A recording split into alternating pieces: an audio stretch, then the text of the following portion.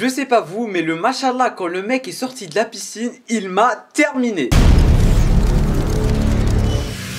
Bonjour à tous, j'espère que vous allez tous extrêmement bien mesdames et messieurs et bienvenue sur cette toute nouvelle vidéo. Bienvenue sur notre review hebdomadaire des épisodes de Miss Marvel aka la meilleure série de Marvel Studios, et je pèse mes mots. Bien évidemment aujourd'hui on se retrouve pour parler du deuxième épisode de la série qui est sorti normalement hier au moment où je tourne cette vidéo. Un épisode ma foi plutôt sympathique, tout comme le premier épisode, franchement ancré dans l'ambiance vie de famille musulmane entre guillemets. Un épisode très chill tout comme le premier épisode où on avance un tout petit peu plus dans l'intrigue, que ça soit du côté des pouvoirs de Kamala, que ça soit du côté des méchants entre guillemets, parce que jusqu'à maintenant on ne sait pas vraiment qui sera le méchant de la série. On a quelques idées bien évidemment, on commence aussi à avoir bien plus d'informations en ce qui concerne les pouvoirs de Kamala, comment elle a eu ses pouvoirs, le pourquoi du comment, et vous allez voir que c'est super intéressant. Tout comme le premier épisode, on est toujours centré sur la vie de famille musulmane entre guillemets et sur le quotidien d'une famille musulmane, et bien évidemment tout comme le premier épisode, il y a pas mal de choses qui arrivent vraiment, il y a pas mal de clichés, on ne va pas se mentir, mais encore une fois, vu que ces clichés sur les familles musulmanes sont réels, on ne peut pas vraiment leur en vouloir. On a vraiment l'impression que les showrunners et que la réalisation en général, ils savent qu'est-ce qu'ils font et ils savent de quoi ils sont en train de parler. On est très loin de tous les stéréotypes en général et de tous les trucs qui cassent la religion musulmane et qui cassent la vision de la religion musulmane, parce que voilà, on avait une interview de l'actrice et elle nous avait promis que cette série, elle allait changer la vision musulmane en globalité, et je suis d'accord avec tout ce qu'elle a dit, parce que cette série en général, oui, elle parle de clichés qui arrivent dans la vie musulmane, dans la vie d'une famille musulmane entre parenthèses si je peux dire ça comme ça,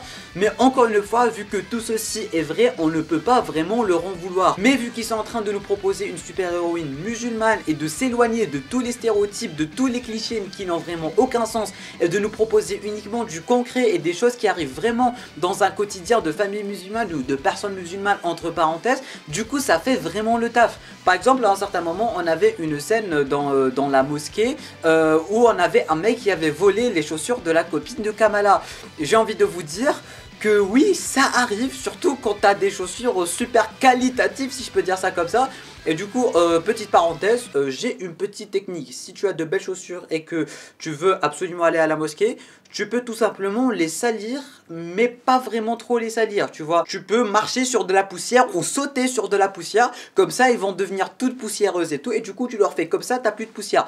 Ça marche à tous les coups, je vous le dis, et je parle en connaissance de cause. Bref, ça c'était une toute petite parenthèse. À un certain moment on avait une scène aussi, on avait Kamala qui s'était évanouie après que le bracelet s'est activé, et où on nous avait montré une vision sur sa grand-mère qui s'appelle Aïcha si je dis pas de bêtises, et du coup il y avait son père qui avait dit à sa mère, je sais pas quoi, va chercher ma Zemzem, du moins eau Zemzem comme ils l'ont appelé dans la série, qui est une eau spéciale, comme une eau bénite entre guillemets, et du coup là c'est un peu moins réaliste parce que c'est un peu difficile à en avoir très rapidement, surtout pour saupoudrer Kamala de cette eau. Oui, ce petit côté, le fait d'avoir ma Zemzem à disponibilité et où on veut quand on veut, ça c'est un peu chaud quand même, parce que quand tu vas chercher une toute petite bouteille, ça va te rester un an et c'est chaud, c'est chaud. Il y avait aussi son frère qui était en train de réciter Ayat Kursi si je dis pas de bêtises. À part ma Zemzem, il y avait aussi autre chose qui s'était passé dans la série mais qui n'arrive presque jamais, et ça je suis d'accord, c'est du cliché et ça c'est vraiment super faux. C'est la fameuse scène où on était dans la mosquée où il y avait des meufs qui étaient en train d'utiliser leur téléphone. Ça n'arrive jamais.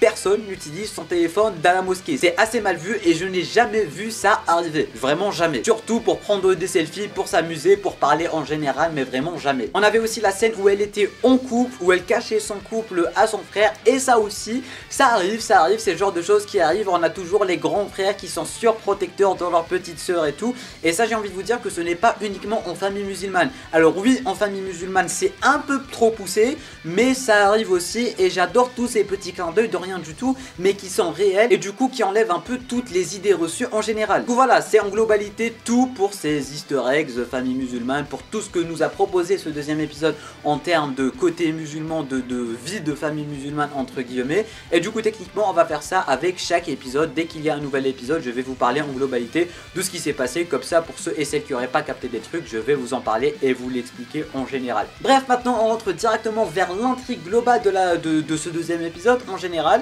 L'épisode commence directement par l'entraînement de Kamala, on la voit commencer à s'entraîner. Et là, si je peux dire ça avec quelque chose de bien sur la série, c'est qu'ils ont vraiment une très bonne BO tout simplement. On a de très bonnes musiques, surtout lors de l'entraînement et tout. Je pense que c'était du Jaden si je dis pas de bêtises. C'était le mec qui avait aussi fait pas mal de musique pour le jeu Spider-Man Miles Morales. Corrigez-moi en commentaire si je me trompe. Mais en tout cas, les scènes d'entraînement, elles étaient vraiment super cool. Et aussi les musiques qui ont rajouté un peu de temps à toutes ces scènes. Durant ces fameuses scènes d'entraînement, on apprend que les pouvoirs ne viennent pas du bracelet mais viennent de Kamala. Et c'est là où les théories vont commencer à venir en jeu. Est-ce que le bracelet serait tout simplement un genre d'activateur au pouvoir de Kamala? Parce que voilà, pour ceux et celles qui ne connaissent pas le personnage en général et pour ceux et celles qui ne connaissent pas les comics en général, en fait Kamala, elle avait déjà des gènes de surhumains comme on les appelle. Et du coup il y a des personnes qui ont déjà des gènes enfouis en elles.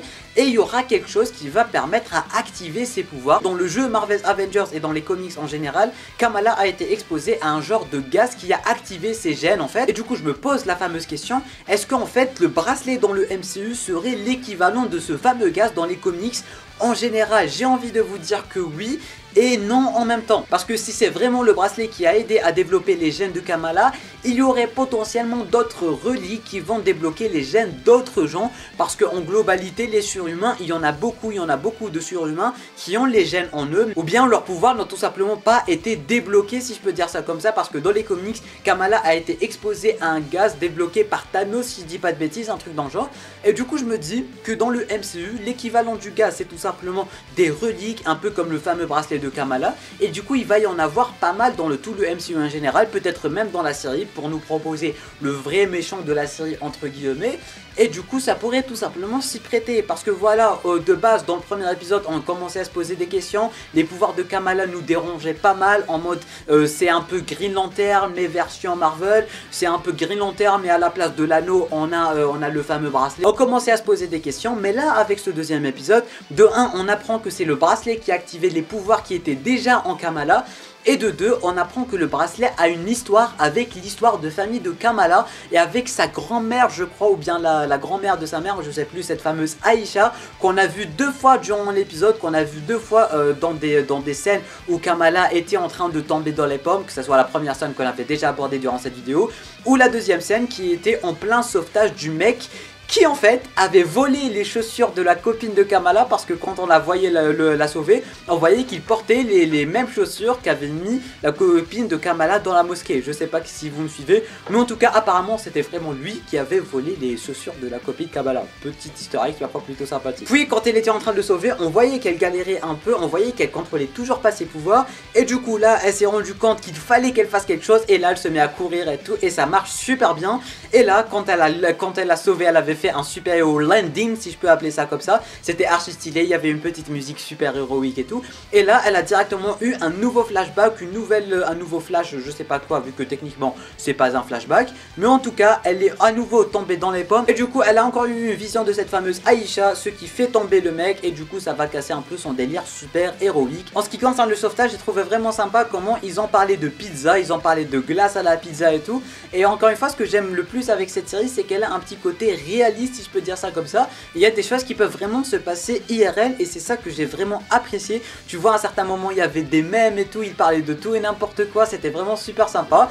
Il y avait aussi parfois des trends de TikTok, des trends Instagram aussi. Il y avait la scène où le mec il avait sauté, plongé dans la piscine et tout, la fameuse scène du Masha'Allah. Et du coup quand il était sorti de la piscine, il y avait une musique qui était en train sur TikTok il y a quelques mois de cela, techniquement quand la série était en plein tournage. Et j'ai vraiment apprécié tous ces petits délires de rien du tout, mais qui nous montrent à quel point la série elle est vraiment réaliste. J'ai envie de vous dire, c'est comme si elle était à jour, elle était avec nous, que ça soit la Avengers Con durant le premier épisode, mais vraiment des choses qui peuvent se passer IRL, et j'ai trouvé vraiment ça super génial de leur part. Pour terminer cette vidéo, on va parler de Damage Control qui ont tout simplement attaqué Kamala, et là ça va directement casser toutes les théories que je voyais sur internet un peu partout qui disaient que Damage Control voulait tout simplement recruter Kamala pour un futur projet New Avengers ou un truc dans le genre, mais finalement non, pas du tout, pour la simple et bonne raison qu'ils ont attaqué Kamala.